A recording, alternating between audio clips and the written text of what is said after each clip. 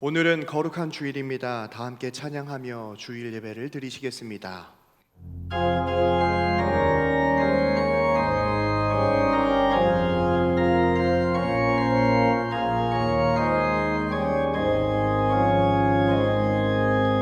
예수 우리 왕이여 이곳에 오셔서 우리가 왕께 드리는 영광을 받아주소서. 우리는 주님의 백성, 주님은 우리 왕이라. 왕이신 예수님 오셔서 자정하사 다스리소서. 예수 우리 주시여 이곳에 오셔서 우리가 주께 드리는 찬양을 받아주소서. 우리는 주님의 종들, 주님은 우리 주시라. 주 대신 예수님 오셔서 이 찬양을 받아주소서.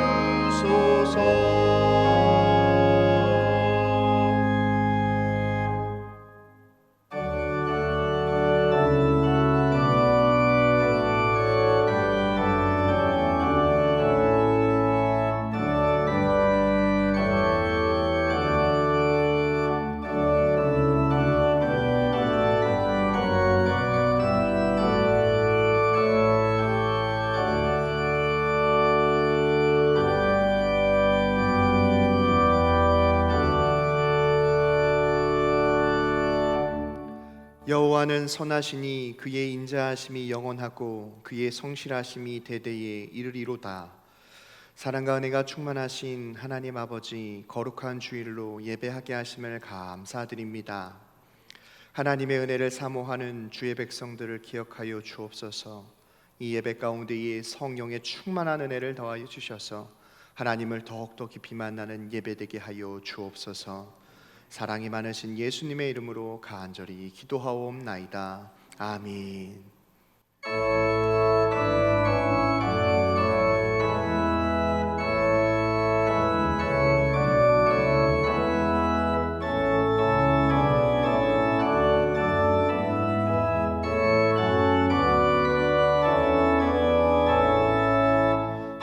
성도여 다 함께 할렐루야 아멘. 주 찬양하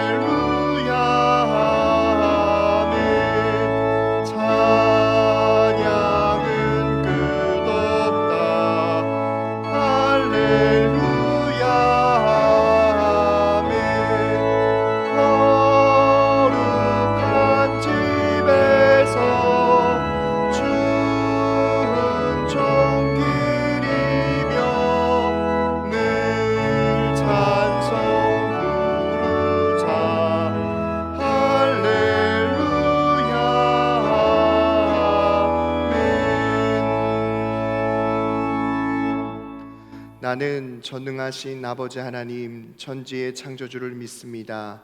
나는 그의 유일하신 아들 우리 주 예수 그리스도를 믿습니다. 그는 성령으로 잉태되어 동정녀 마리아에게서 나시고 본디오 빌라도에게 고난을 받아 십자가에 못 박혀 죽으시고 장사된 지 사흘 만에 죽은 자 가운데서 다시 살아나셨으며 하늘에 오르시어 전능하신 아버지 하나님 우편에 앉아 계시다가 거기로부터 살아있는 자와 죽은 자를 심판하러 오십니다. 나는 성령을 믿으며 거룩한 공교회와 성도의 교제와 죄를 용서받는 것과 몸의 부활과 영생을 믿습니다. 아멘.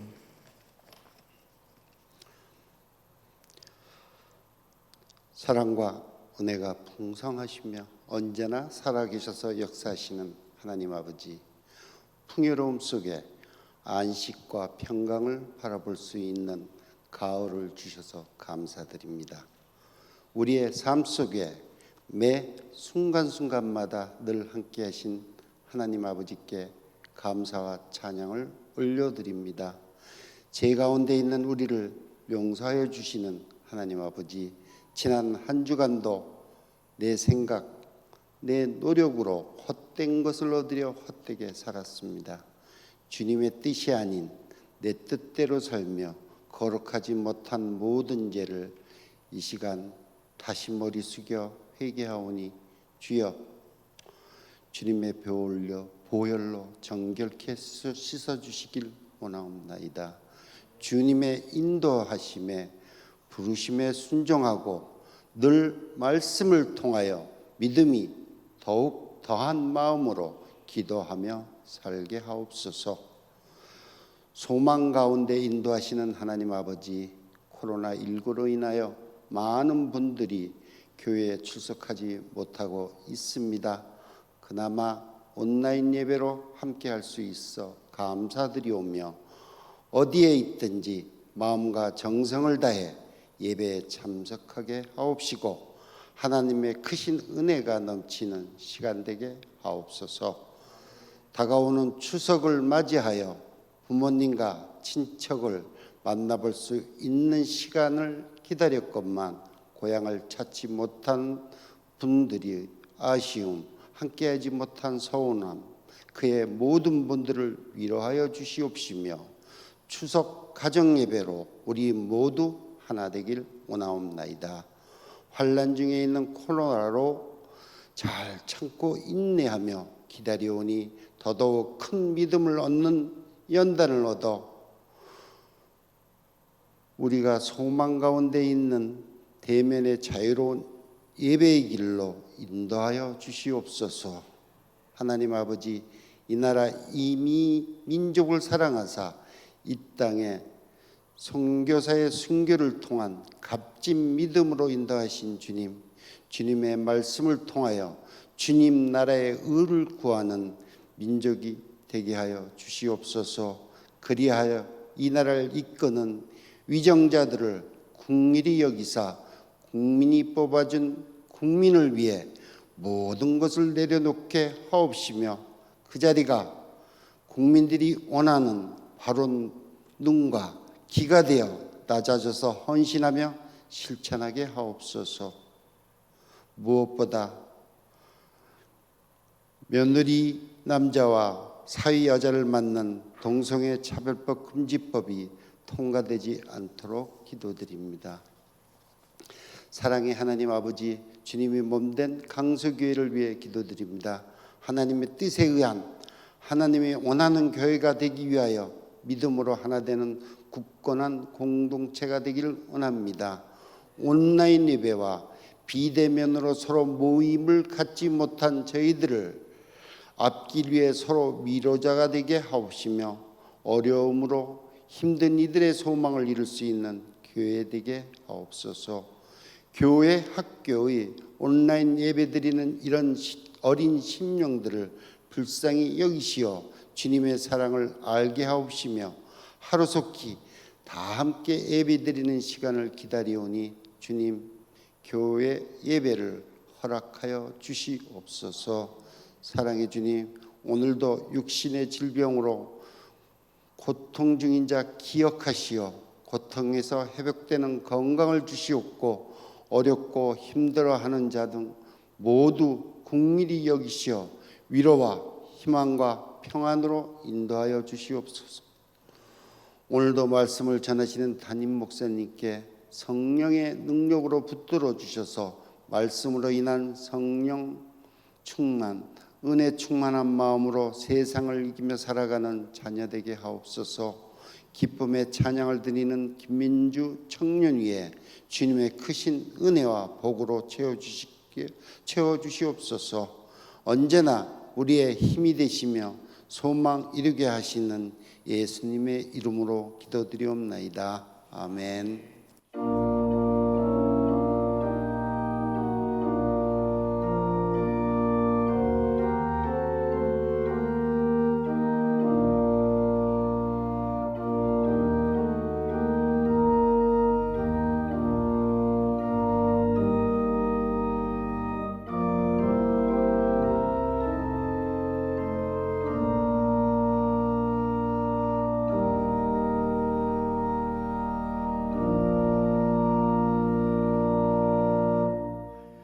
교회 소식을 말씀드리겠습니다. 주일 1, 2, 3부 예배는 현장 예배와 온라인 예배로 진행됩니다.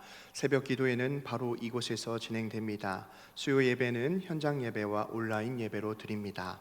금요 기도회는 개인 기도회로 대신하겠습니다.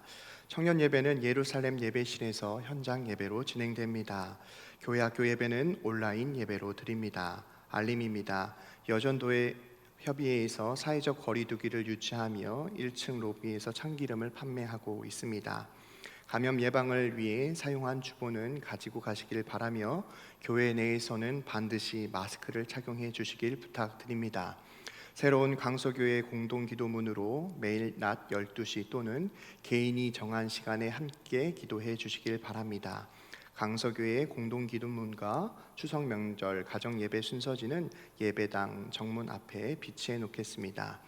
교우 소식입니다. 105구역 추경만 집사님, 김영화 집사님 가정에서 하나님의 은혜에 감사하는 마음을 담아 예쁜 꽃으로 봉헌하셨습니다. 이 시간 찬송 310장 부르시면서 봉헌하시겠습니다.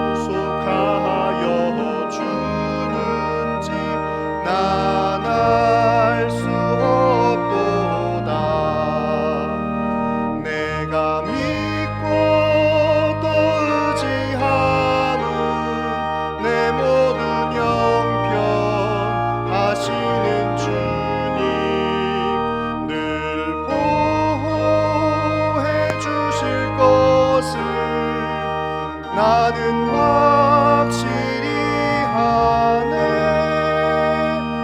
왜 내게 굳센 믿음과 또 복음 주셔서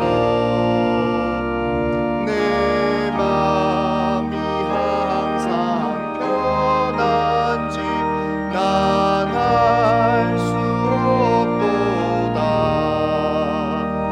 내가 믿고 또 의지함은 내 모든 형편 아시는 주님 늘 보호해 주실 것을 나는 확실히 하네. 왜 내게 성령 주셔서 내 마음 감동해. 주 예수 믿게 하는지 난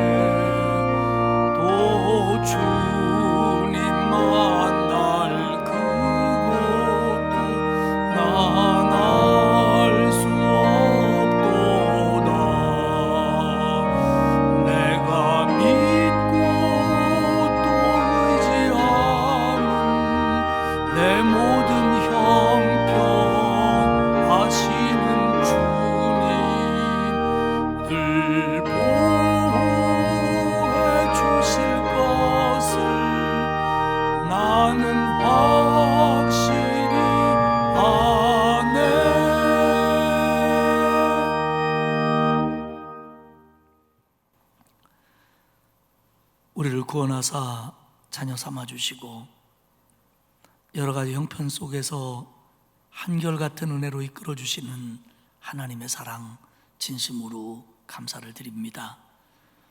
오늘 복되고 거룩한 주일을 맞이하여 예배당으로 달려나왔고 또 정성스러운 마음으로 가정에서 예배하는 주의 모든 자녀들에게 은혜와 복을 내려 주옵소서.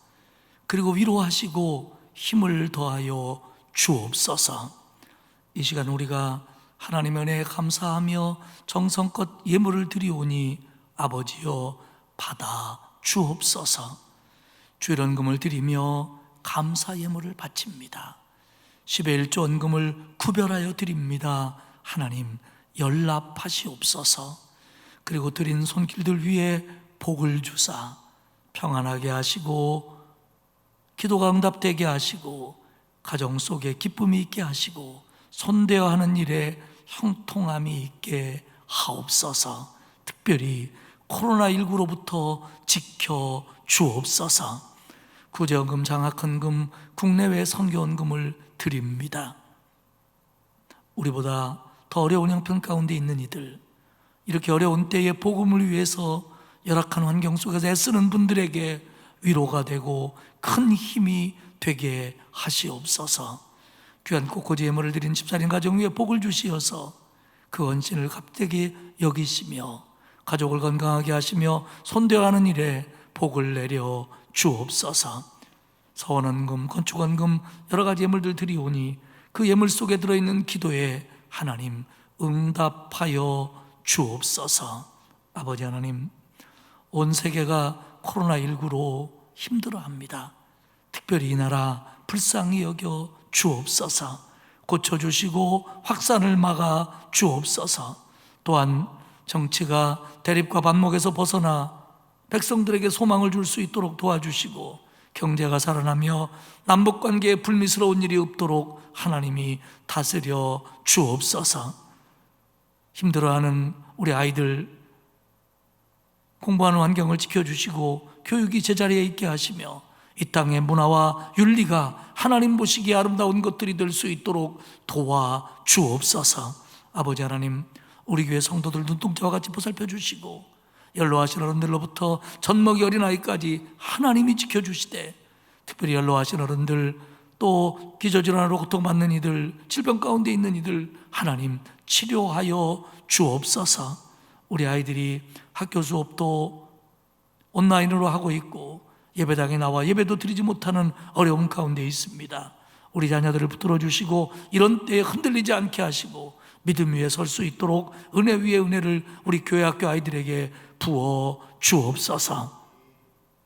이번 한 주간을 살아갈 때에도 광야 같은 세상을 살 테지만 하나님이 지켜주시고 막아주시고 선하게 인도하시며 특별히 어쩔 수 없이 명절을 맞이하여 오고 가야 되는 자녀들, 성도들 사고 없도록 위험하지 않도록 지켜주시고 가정에 평강이 넘치도록 은혜 내려 주옵소서.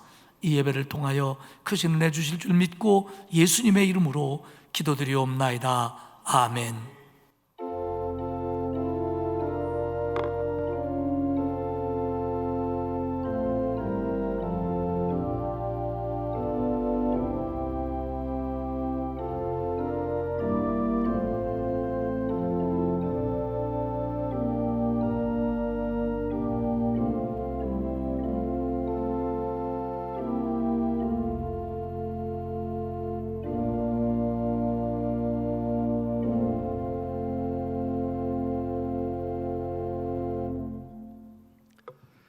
하나님의 말씀은 민수기 27장 12절에서 17절까지입니다.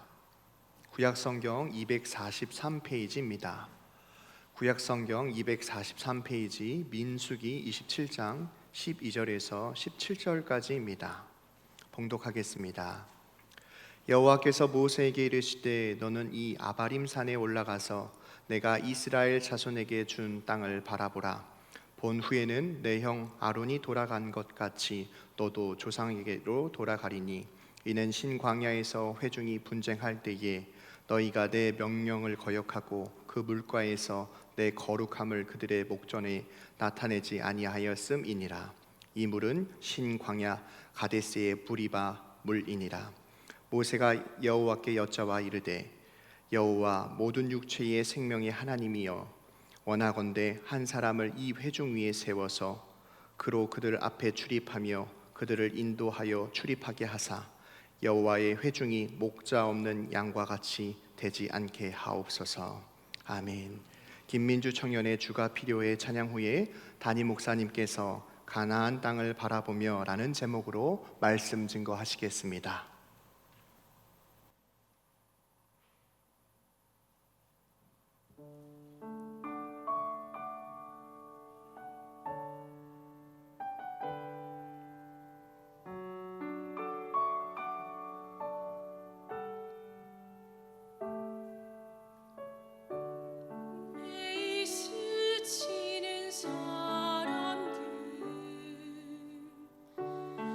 내게 무엇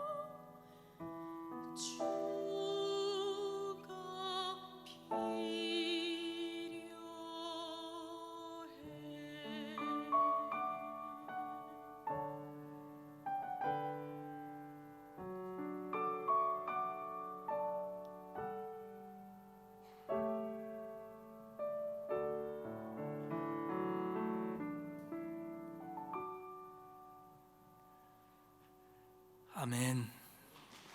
은혜스러운 찬양 고맙습니다.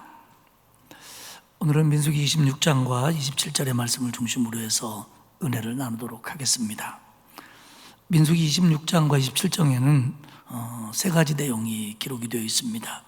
그중 첫째는 이스라엘의 두 번째 인구조사입니다.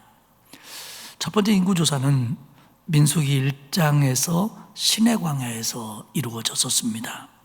그때가 이스라엘 백성이 애굽에서 나온 둘째 해 둘째 달이었습니다. 오늘 본문 민수기 26장의 두 번째 인구조사가 출애굽한 뒤에 40년 되는 해에 이루어졌기 때문에 약 39년 만에 두 번째 인구조사가 이루어진 겁니다. 두 번째 내용은 므낫세 지파의 한 가문이었던 슬로브앗의 딸들이 모세에게 와서 아버지에게 돌아갈 기업을 우리에게 주십시오 라고 말한 내용입니다. 세 번째는 모세의 후계자로 여호수아가 선택되는 내용이 기록되어 있습니다. 이스라엘의 두 번째 인구조사, 슬로보앗의 딸들에 관한 거, 그리고 후계자가 결정되는 거. 광야길을 걸으면서도 이렇게 여러 가지 일들이 일어나고 있습니다. 광야, 거기가 거기입니다. 그날이 그날입니다. 하지만 그들의 삶 속에 여러 가지 일들이 반복됩니다. 어떤 때는 갈등이 일어나고요, 또 고난이 있기도 하고요, 실패하기도 하고 승리할 때도 있습니다. 그런가 하면 시험이 찾아오고 어떤 때는 유혹이 밀려옵니다. 우리가 살아가는 세상, 이스라엘의 광야보다는 훨씬 복잡하지만 마찬가지입니다. 그날이 그날 같지만 그 날들 속에서 하루에도 몇 번씩 어떤 일들이 우리에게 일어날지 모릅니다. 어려움이 있을 수도 있고 유혹이 있을 수도 있고 승리할 때도 있고 또 가라앉을 때도 있습니다. 중요한 건 이렇게 다양한 일들이 우리 앞에 벌어질 수밖에 없는데, 문제는 하나님이 목적하신 그 땅에 갈 때까지, 거기에 갈 때까지 믿음으로 대처하는 겁니다. 믿음으로 이기는 겁니다. 말씀 안에 서는 겁니다. 저와 여러분이 이런 믿음의 소유자들이 되기를 주님의 이름으로 축복합니다. 첫 번째는 이스라엘 백성의 두 번째 인구조사에 대해서 생각을 하겠습니다. 민수기 26장 1절과 2절에 보면 이렇게 기록되어 있습니다. 연병 후에 여호와께서 모세와 제사장 아론의 아들 엘르아살에게 말씀하여 이르시되, 이스라엘 자손의 온 회중의 총수를 그들의 조상의 가문에 따라 조사하되 이스라엘 중 20세 이상으로 능히 전쟁에 나갈 만한 모든 자를 계수하라. 연병 후에, 이때의 시점을 얘기하는 특징을 연병 후에라고 얘기합니다. 그러니까 이스라엘 남자들이 시딤에서 미디안 여자들의 유혹에 넘어가서 음행하고 바알부호를 숭배하다가 24,000명이 죽은 그 사건 이후에, 그 사건 이후가 또 다른 시작이 되었다는 겁니다. 즉 그 사건까지 출애굽 1세대들이 죽고 마무리되었고 이제 이스라엘에게 새로운 시작이 열렸다, 그런 의미입니다. 모세와 제사장 엘르아살은 여리고가 보이는 여리고 맞은편 요단 동쪽 모압 평지에서 두 번째 이스라엘의 인구조사를 하기 시작합니다. 20세 이상의 남자들로 말입니다. 인구조사는 여기서 한 인구조사는 의미가 더 있습니다. 그 의미가 첫 번째는 뭐냐면 전쟁 준비를 위해서입니다. 하나님께서는 시딤에서 있었던 부올의 바알 사건, 바알 부올을 섬기던 사건에 의해서 미디안이 이스라엘 남자들을 유혹했고 결국 음행해가 만들었고 바알에게 절하게 만들었기 때문에 이 책임을 물어 미디안을 치라고 했습니다. 그래서 이스라엘은 이제 곧 미디안과 싸워야 됩니다. 그런가 하면 더 큰 전쟁이 남아 있습니다. 그게 뭐냐면 바로 가나안 전쟁입니다. 이제 가나안이 눈앞에 보입니다. 들어갈 겁니다.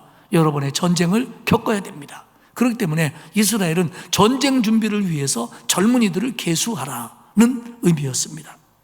두 번째는 이스라엘 백성들이 이제 가나안 땅에 들어가서 분배받게 될 기업, 가나안 땅의 분배를 위해서 인구조사를 하라는 겁니다. 52절, 53절, 54절에 보면 여호와께서 모세에게 말씀하여 이르시되, 이 명수대로 인구조사의 결과대로 땅을 나누어 주어 기업을 삼게 하라. 수가 많은 자에게는 기업을 많이 줄 것이요 수가 적은 자에게는 기업을 적게 줄 것이니 그들이 계수된 대로 각기 기업을 주되. 이제 가나안 땅에 들어가서 지파별로 땅을 나눠줄 건데, 인구가 많은 지파는 땅을 좀 더 주고 인구가 적은 지파는 땅을 좀 적게 하기 위해서 인구 조사를 하라는 겁니다. 53절에 보면 땅을 나누어 주어 기업을 삼게 하라. 땅을 나눠 주어 기업을 삼게 하라. 그대로 직역을 하면 그 땅을 기업으로 나누어 줘라, 그런 뜻입니다.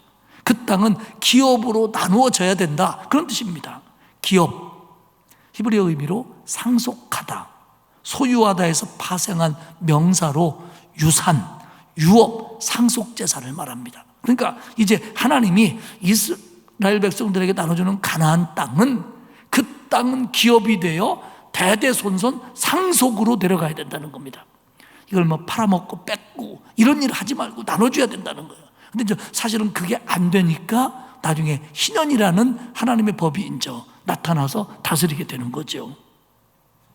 인구 많은 지파에게는 많은 땅을 주어서 지파별로 받고 가문별로 받아 대대손손 그 땅을 누리게 해라.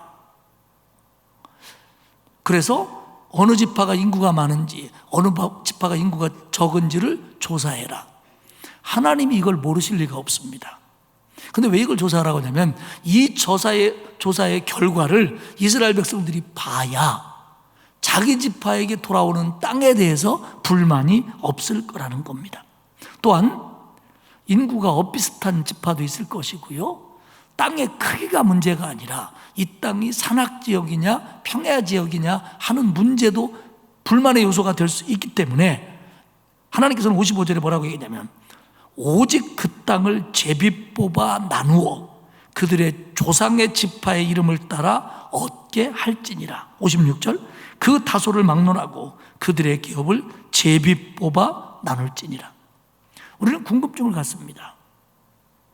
가나안 땅은 제비 뽑아 지파들에게 돌아간 걸로 알고 있는데, 하나님께서는 인구대로 나누어 주기 위해서 인구조사를 한 다음에 제비를 뽑으라는 겁니다. 그러면 그냥 지금 우리 생각으로 제비를 막 뽑았다 그러면, 큰 지파를 위한 땅, 작은 지파를 위한 땅 됐는데 제비를 막 뽑았다면 큰 지파가 작은 땅을 만날 수도 있고 적은 지파가 큰 땅을 뽑을 수도 있을 수 있지 않겠느냐, 그런 의문점을 갖습니다.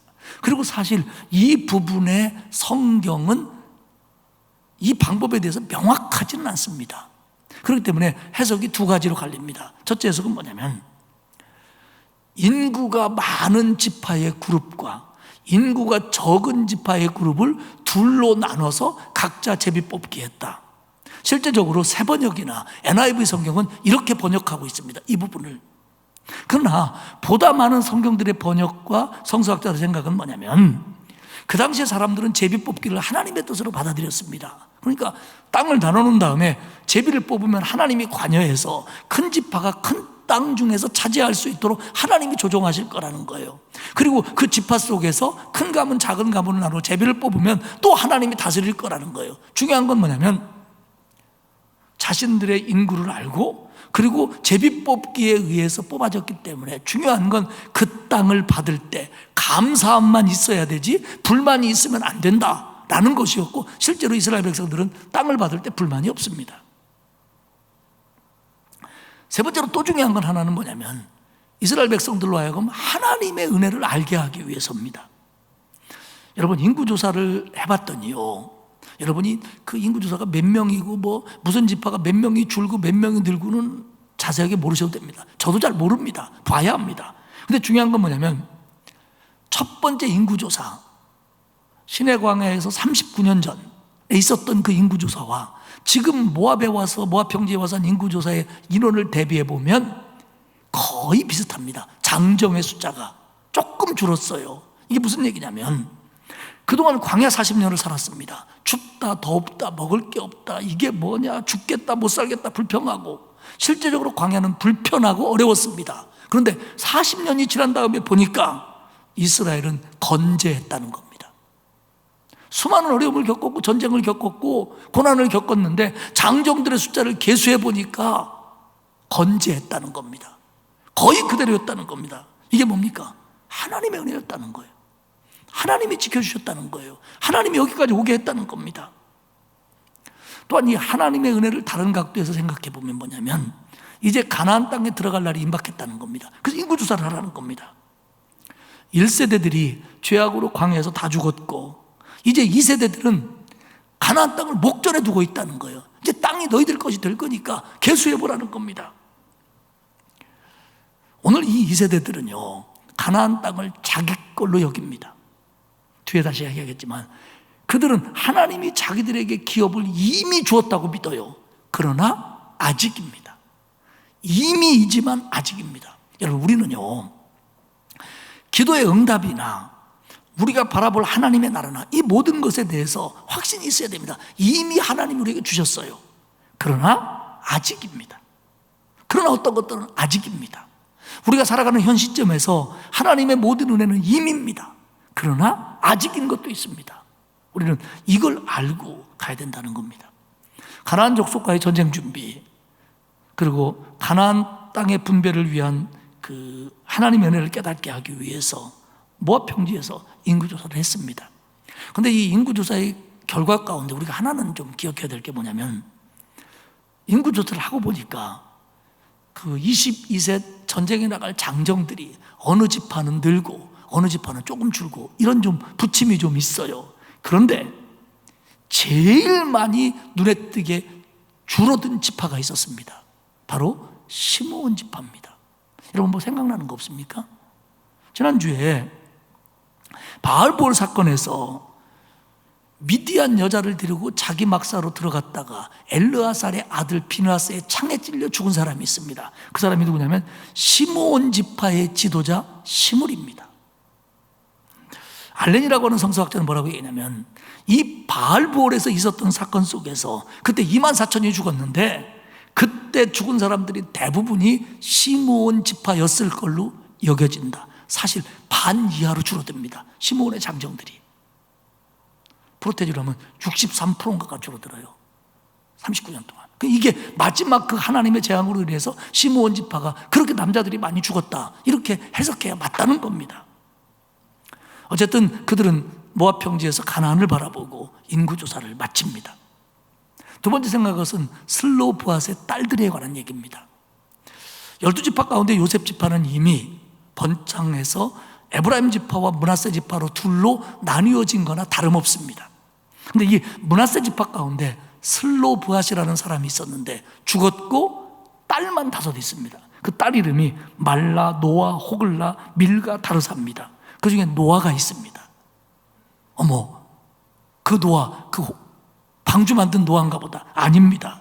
어떤 사람은 그렇게 어머 노아가 할아버지인 줄 알았더니 할머니였나 보다. 아니죠. 어쨌든 노아가 있습니다. 근데 이 딸 5이 민수기 27장 2절에 보면 그들이 회막문에서, 회막문, 성막문입니다. 하나님이 임재하시는 곳이고 이스라엘에 중요한 문제가 있을 때 사람들이 모인 곳입니다. 거기서 딸 5이 와가지고 모세와 제사장 엘르아살과 지휘관들과 온 회중 앞에 서서 하는 말이 3절과 4절에 보면 우리 아버지가 광야에서 죽었으나 여호와를 거슬러 모인 고아의 무리에 들지 아니했고 자기 죄로 죽었고 아들이 없나이다.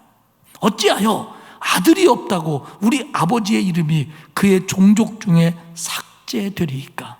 우리 아버지의 형제 중에서 우리에게 기업을 주소서 하매. 그 이스라엘은 보면요, 구약에서 아버지의 기업은 아들에게로 들어갔습니다. 그런데 딸들한테는 안 줬어요. 딸은 시집갈 때 아버지가 아버지의 능력에 따라 많으면 넉넉하게 결혼하는 지참금을 줍니다. 그럼 이 지참금을 가지고 다른 남자의 기업에 가서 사는 겁니다. 이게 보통이었습니다. 그런데 지금 이 경우는 슬로보앗의 딸들이 생각해 보니까 지금 이제 그 가나안 땅에 들어가서 지파별로 제비를 뽑고 가문별로 뽑으면 아버지 형제들이 죽었다고 할지라도 그들 가문들이 있다는 거예요. 남자들이. 그러면 그들의 이름으로 땅을 받아가지고 자식들이 나눌 거라는 거예요. 그런데 자기들은 딸만 있기 때문에 아버지 이름으로 땅을 안 줄 게 뻔하다는 거예요. 그러니까 이것에 대해서 항의하는 겁니다. 4절에 보면 어찌하여 아들이 없다고 우리 아버지의 이름이 그 종족 중에 삭제되리까. 지파별로 뽑고 가문별로 뽑고 또 자식별로 내려가는데, 그러가다가 아버지 형제 때에 자기 아버지는 없으니까, 남들도 다 없지만 이름이 없으니까, 딸들이 없기 때문에, 아들이 없기 때문에 우리 아버지 이름으로 땅이 분배되지 않을 것 아닙니까? 그러면 우리 아버지의 이름은 지워지는 거 아닙니까? 가문에서. 이건 안 되지 않습니까? 이런 항의였습니다. 그러면서 말하기를, 우리 아버지가 고라의 반역 때 가담한 것도 아니고 가데스 바네아 이후에 1세대들이 죽어갈 때 그때 자연스럽게 죽어간 아버지입니다. 그러니 우리 가문도 이름이 남아야 되지 않습니까? 땅을 받아야 되는 거 아닙니까? 만약 우리에게 땅이 주어지지 않다면 우리는 너무 억울합니다. 이겁니다. 모세에게 얘기하자 모세는 이 문제를 하나님께 묻습니다. 우리가 출애굽기와 민수기를 쭉 보면서 모세의 장점 가운데 하나가, 이게 모세의 겸손이기도 하는데, 모세는 모든 것을 하나님께 물어요. 사실이요, 지금 이 모압 평지에 와서 모세의 나이, 연륜, 권위, 지도력이라면, 야, 내가 생각해 보니까 이렇게 하면 돼, 그 말도 안 돼, 이렇게 결정할 수도 있었을 거예요. 그러면 백성들이 따랐을 겁니다. 그런데 안 그래요. 모세는 이 부분은 하나님께 물어야 된다는 거예요. 묻습니다. 그런데 7절에서 하나님이 뭐라고 응답하냐면, 슬로보앗의 딸들의 말이 옳다. 너는 반드시 그의 아버지의 형제 중에서 아버지의 형제들 이름 나갈 차례에 그들에게 기업을 주어 받게 하되 그들의 아버지의 기업을 그들에게 돌릴지니라. 아버지 형제들 차례가 됐을 때 이집트 딸이 있어도 아버지 몫으로 받게 해라.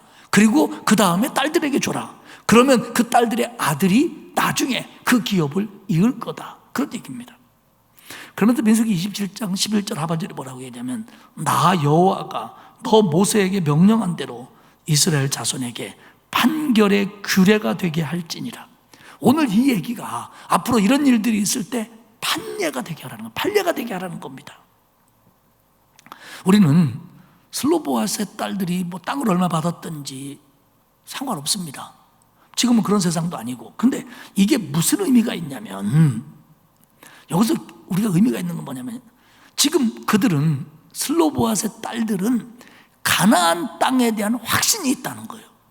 이제 땅을 우리가 받을 거다, 하나님이 우리 백성에게 땅을 줄 거다, 그래 믿고 있어요. 그러니까 우리도 받아야 된다는 겁니다.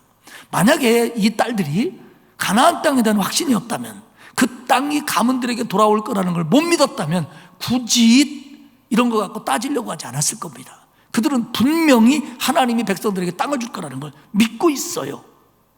아니, 목사님, 모압 평지가 여리고에서 10km밖에 안 떨어져 있고 이제 그 요단강만 넘으면 가나안 땅이니까 가나안 땅이 빤히 보이고 여기까지 왔으니까 그런 믿음이 있는 거 아닙니까? 이렇게 말할 수 있지요.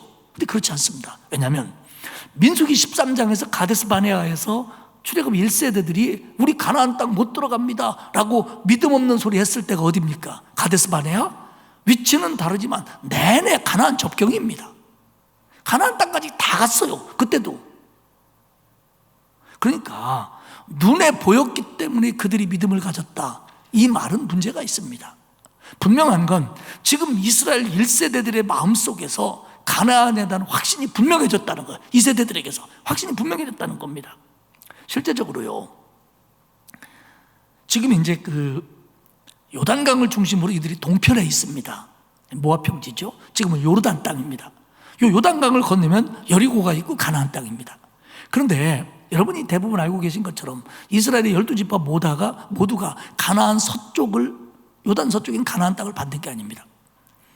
르벤 지파와 갓 지파, 그리고 슬로보앗의 딸들이 속해 있는 이 므낫세 지파의 반은 요단 동쪽, 그러니까 아모리 왕 시온의 땅과 바산 왕 옥의 땅을 차지합니다. 여기에 길르앗도 이 속에 들어있어요. 그러니까 지금 이스라엘의 2세대들의 분위기가 어떤 거냐면, 이제 여기서도 우리가 땅을 일부 지파가 받고 나머지는 강 건너가서 저 땅을 받을 거라고 하는 확신과 마음이 팽배해졌다는 겁니다. 그러니까 슬로보앗의 딸들도 서두르는 거예요. 결국 이 세대들은 이제 모압 평지에 와서 가나안 땅을 바라보며 가나안에 대한 확신이 있는 거예요. 이제 가면 된다. 또 하나 이 사건의 의미가 뭐냐면 하나님의 말씀, 또 이들에게 주어졌던 십계명을 비롯한 율법들이 이스라엘에서 일어나는 시시콜콜한 모든 일들을 구체적으로 기록하고 있지는 않습니다. 물론 근본적인 원칙과 정신은 있잖아요. 근데 이런 게 모를 때가 있습니다. 우리도 마찬가지죠. 그럴 때는 하나님께 물어야 된다는 거예요. 하나님께 기도해야 된다는 거예요. 그래서 하나님의 뜻이 무엇이고 하나님의 답이 무엇인지를 찾아야 됩니다. 그리고요, 그 답은, 그 말씀은 내게 법이 되어야 됩니다. 하나님의 말씀은, 하나님의 답은 우리의 법이 되어야 됩니다. 이겁니다. 그리고요, 이 답은 다른 하나님의 말씀들과 상충되면 안 됩니다. 무슨 말이냐면 내가 기도해서 받았다고 하는 응답, 내가 받았다고 하는 영감, 내가 깨달았다고 하는 내용들이 하나님의 기본적인 말씀과 부딪히면 안 됩니다. 상충되면 안 됩니다. 이단이나 사이비들은 자기들이 받은 바 은혜, 들은 얘기, 계시받았다고 하는 것이 하나님의 말씀과 상충될 때가 참 많습니다. 그런데도 자기가 받은 게 더 우선이라는 겁니다. 아닙니다. 기록된 하나님의 말씀이 먼저입니다. 그리고 은혜 주시는 하나님의 뜻이 그 다음입니다. 그리고 이것은 앞에 것과 상충되면 내 거에가 문제가 있는 겁니다. 어쨌든 모세는 슬로보앗의 딸들의 문제를 가지고 하나님 앞에 내놓고 하나님은 적절한 답을 주셨습니다. 세 번째 얘기는 모세의 후계자 여호수아의 얘기입니다. 민수기 27장 12절에 보면 하나님께서 모세에게 이르시되 너는 이 아바림 산에 올라가서 내가 이스라엘 자손에게 준 땅을 바라봐라, 이렇게 얘기합니다. 아바림 산, 이것은 산맥, 산줄기를 가리키고요, 이 아바림 산줄기의 정상이 느보산입니다. 그런데 그 느보산에 모세를 올라가라고 하든지 가나안 땅을 보라고 그러는 겁니다. 그런데 이 느보산은요, 실제적으로 현재 요단 강에 있는데, 느보산에 올라가면 날 좋은 날은 요단강이 보이고 저 멀리 여리고가 보입니다. 지금도. 근데 여리고만 보이는 게 아니라 지금 나중에 이 르우벤 지파와 갓 지파와 므낫세 반 지파가 받을 요단 동편, 지금 모압 평지가 있는 땅, 그 땅도 다 보여요. 그러니까 이스라엘 백성들이 어디서 살게 될지를 모세는 다 보는 겁니다. 그 다음에 하나님이 모세에게 얘기하냐면, 모세야, 너는 내 형 아론이 돌아간 것 같이 너도 조상에게 돌아가리니라. 조상에게 돌아간다, 구약에서 죽는다는 것의 완고거법입니다. 이 말 속에는 하나님 곁에 있는 조상에게로 돌아간다, 하나님 곁으로 돌아간다, 그런 뜻입니다. 모세가 가나안 땅에 들어가지 못하는 이유는 14절에 하나님이 이렇게 얘기해요. 이는 신광야에서 회중이 분쟁할 때 너희가, 아론과 모세가 내 명령을 거역하고 그 물가에서 내 거룩함을 그들에게 목전에 나타내지 아니하였음이니라. 이 물은 신광야 가데스 무리바 물이니라. 저는 모세 얘기를 읽을 때마다 하나님, 아무리 그래도 모세를 가나안 땅에 못 들어가게 하신 건 너무한 거 아닙니까? 아니, 어떻게 모세를, 아무리 모세가 출애굽 1세대라고 할지라도 가데스 바네아에서 그렇게 수많은 하나님의 반역을 저지른 그들처럼 결국 광야에서 죽게 하십니까? 이런 의문이 늘 제 가슴에 있었습니다. 하나님이 너무하신 거 아닌가? 이 부분에 대해서 신명기가 평가하는 부분도 있고, 그리고 모세의 죽음과 그 의문에 대해서 여러 신학자들이 여러 가지 얘기들을 합니다. 나중에 이제 다시 한번 이야기를 나누기로 하겠습니다. 그런데 하나님은 분명히 얘기하는 거예요. 이 백성들이 신광야 가데스에서 물 가지고 난리칠 때 내가 너에게 반석에게 명해서 물을 내라고 하지 않았냐? 근데 네가 성질 부려가지고 반석을 때리지 않았냐? 마치 네가 때려서 물 난 것처럼 그런 오해를 일으키지 않았냐? 내 거룩함을 드러내지 못했다. 그래서 하나님이 그때 너는 못 간다 얘기했거든요. 근데 지금요, 모세가 지금 죽는 것도 아니에요. 여호수아에게 안수하지만 여호수아는 모세가 하나님에게 부름받은 이후부터 지도자의 역할을 합니다. 아직 시간이 남아 있어요. 근데 왜 이렇게 했느냐? 밀그룹이라고 하는 신학자는 모세가 이때 좀 착각을 했을 거라는 거예요. 여기까지 왔으니까 하나님이 나를 가나안 땅까지 저들을 이끌고 데려가게 하실란가 보다 라고 착각했기 때문에 하나님이 여기서 선을 그었다는 겁니다.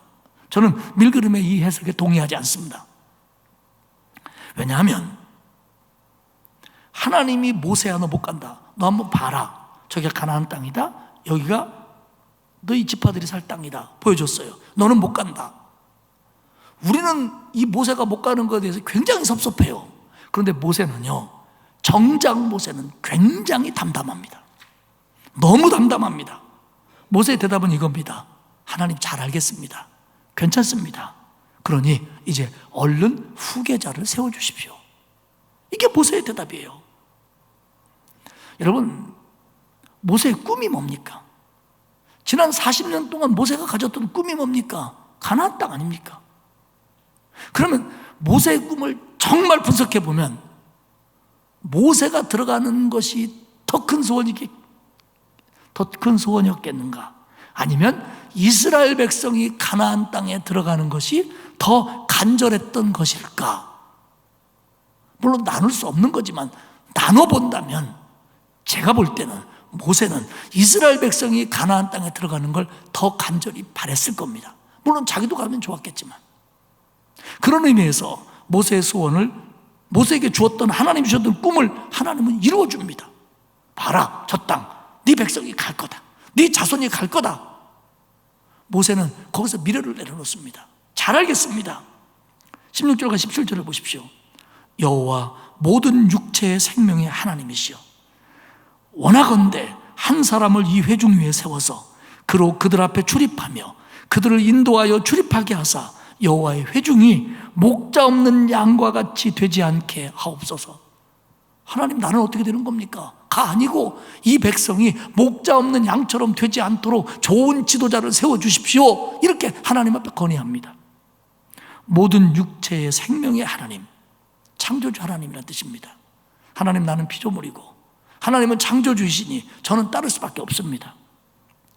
그들 앞에서 출입하여 그들을 인도하여 출입하게 하사, 이 용어는 군사적인 용어라고 봐요. 먼저 나온 출입하여는 나가는 거고요, 뒤에 나오는 출입하여는 들어오는 겁니다. 무슨 얘기냐면 이 백성을 이끌고 담대하게 나갈 수 있는 지도자, 그리고 이 백성을 보호하여 데려올 수 있는 지도자, 그런 지도자를 세워 주십시오. 그래서 이 백성이 죄가 없어도 목자 없는 양같이 되지는 않게 해주십시오. 이게 너는 못 들어간다에 대한 모세의 대답입니다. 하나님께서 27장 18절과 20절에 이렇게 얘기하십니다. 눈의 아들 여호수아는 그 안에 영이 머무는 자니 너는 데려다가 안수하고, 20절입니다. 내 존귀를 그에게 돌려 이스라엘 자손의 온 회중을 그에게 복종하게 하라. 여호수아에게는 하나님의 영이 머문다. 성령 충만하다. 일시적으로 부어진 게 아니라 그는 지속적으로 그래왔다. 그런 뜻입니다. 여호수아는 실제적으로 출애굽기 17장에서 이스라엘 백성이 아말렉과 싸울 때 지도자로 나가서 싸웠습니다. 모세를 수십 년간 시종 들었습니다.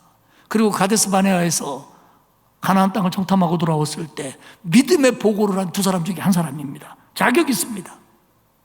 데려다가 백성들이 보는 앞에서 안수해라. 그리고 너의 존귀를 그에게 돌려라. 존귀, 위엄, 권위입니다. 노트라고는 신학자는 뭐라고 얘기냐면 이것은 모세가 가지고 있던 눈에 보이는, 눈에 보이지 않는 영향력을 이양하라는 뜻이다. 이렇게 얘기합니다. 여호수아가 모세가 죽은 다음부터 이스라엘 백성을 이끕니다. 그런데요, 민수기 27장이 말하는 것 가운데 중요한 거 하나 있습니다. 그건 뭐냐면 여호수아는 모세의 뒤를 이어 지도자가 되지만 여호수아는 제2의 모세는 아니라는 겁니다.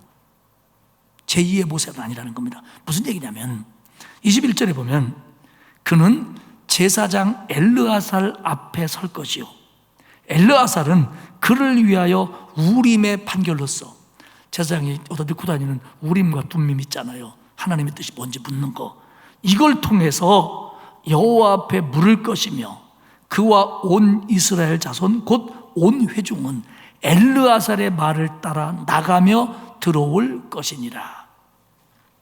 모세의 지도력, 모세의 능력 여호수아에게 다 줄 거다. 그런데 다른 점이 있다. 모세는 무슨 일이 있으면 하나님을 대면하여 하나님 앞에 직접 나가 기도하며 물었던 사람입니다. 그런데 여호수아는 너는 그 문제를 엘르아살에게 얘기해라.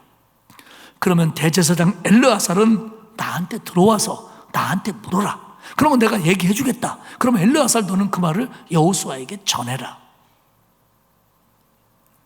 모세의 경우는 처음에 시작되어 올 때 제사장 제도가 자리 잡지를 못했습니다. 그러다 보니까 모세는 하나님께서 특별하게 제사장의 역할도 감당하고 지도자의 역할도 감당하게 했어요. 그런데 이제는 레위족으로 제사장을 하겠다고 하는 하나님의 모든 것들이 성막이 완성될 때 얘기됐습니다. 그러니까 여호수아 너는 이제 지도자의 역할을 감당해라. 제사장 부분은 엘르아살이 할 거다. 그러나 이 얘기가 여호수아의 지도력이 부족해진다, 그 얘기는 아닙니다. 그런데 하나님은 이 부분에 선을 그으시는 겁니다. 여호수아가 모세의 뒤를 이어 지도자가 됩니다. 그리고 하나님이 불러가신 다음에 이스라엘 백성을 이끌고 요단을 건너 여리고를 무너뜨리고 가나안을 정복합니다. 이런 모든 준비들이 이제 이 모압 평지에서 가나안을 바라보며 착착 준비되어 가고 있다라고 하는 겁니다. 사랑하는 여러분, 이스라엘 백성은 광야길을 걸어왔습니다. 가는 동안 여러 가지 일들이 참 많았습니다. 하나님의 은혜 가운데 믿음으로 대처해서 왔어요. 이제 가나안 땅이 바라보이는 이곳에 서 있습니다. 멈춰 섰습니다. 그리고 가나안 땅에 들어갈 준비를 하기 위해서 인구조사를 합니다. 그리고 슬로보아스의 딸들 같은 문제도 해결합니다. 그리고 여호와가 두 번째 지도자로 예정됩니다. 이런 일들이 준비되어 가는 겁니다. 가나안을 위해서.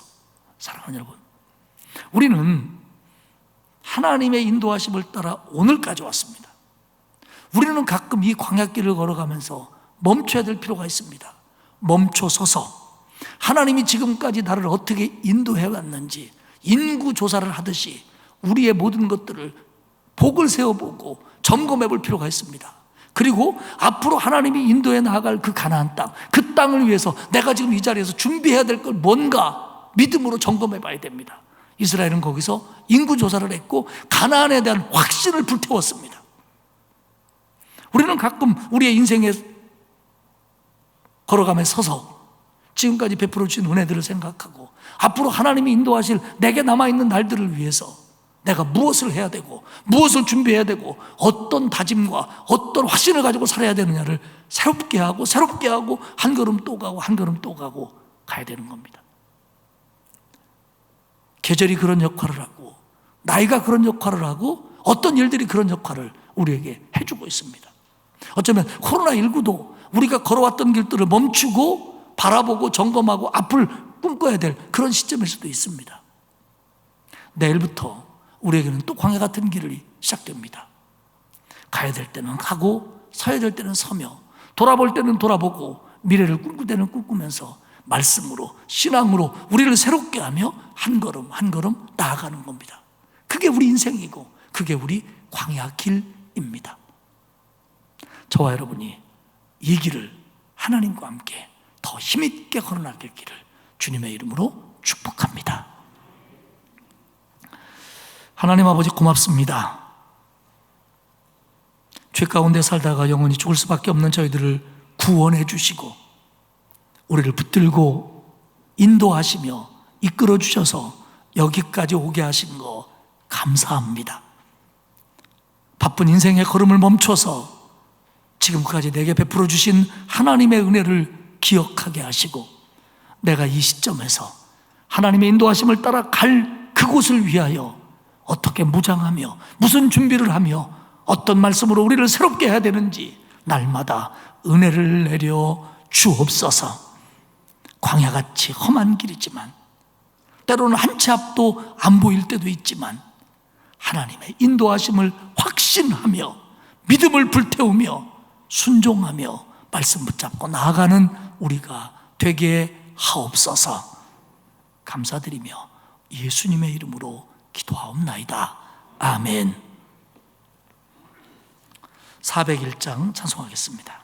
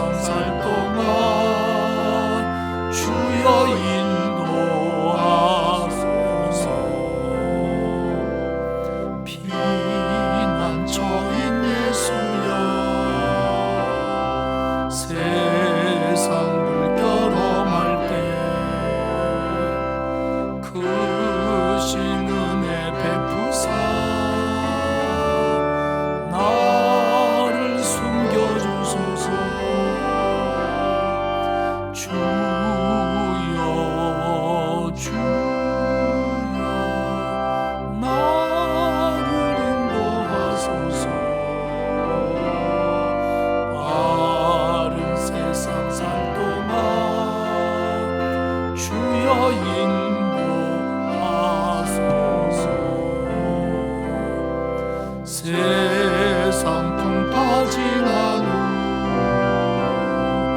영화로운 나라와 눈물 없는 곳으로 들어가게 하소서. 주여 주여 나를 인도하소서. 바른 세상 살 동안 주여 인도하소서.